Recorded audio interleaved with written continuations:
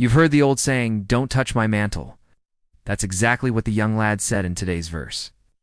And that's also the title of our message, The Mantle That Split the Jordan River. Now, just in case you missed it, let me bring you up to speed. In 2 Kings, chapter 2, verses 13 and 14, we read, "And Elisha said, 'Where now is the Lord, the God of Elijah?' And when the Lord answered him by a voice from heaven, 'He is with me.' And he took hold of the mantle of Elijah that fell from him, and smote the waters of the Jordan with it, and they divided."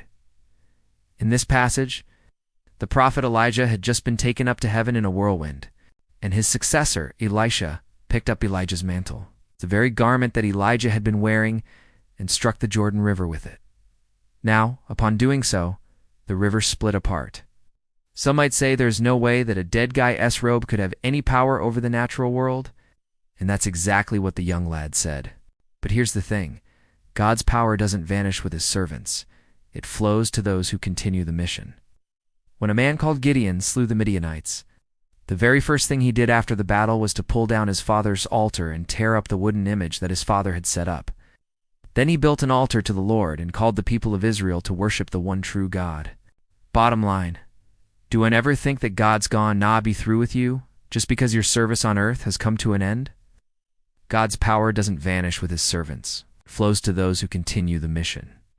Oh, how foolish we are sometimes to think that if a man or a woman of God has done their last sermon or their last crusade, that somehow God's presence is going to leave that person and all their efforts are going to be in vain. Not at all. God's power doesn't vanish with his servants. It flows to those who continue the mission. I don't know who needs to hear this, but someone here needs to hear this. God is not through with you yet. There's still plans and purposes that he has for you. You can trust in Jesus and rely upon his word and know that when you walk out this door right now, God's going to be with you. His power is not going to vanish because he's not through with you yet. You have something to do for him. If you've been discouraged, if you've been disappointed, take heart, my friend, because God's power doesn't vanish with his servants. It flows to those who continue the mission. Until next time, thanks so much for joining us here at our channel. If you enjoyed this message, please feel free to give us a thumbs up, and we'll see you soon.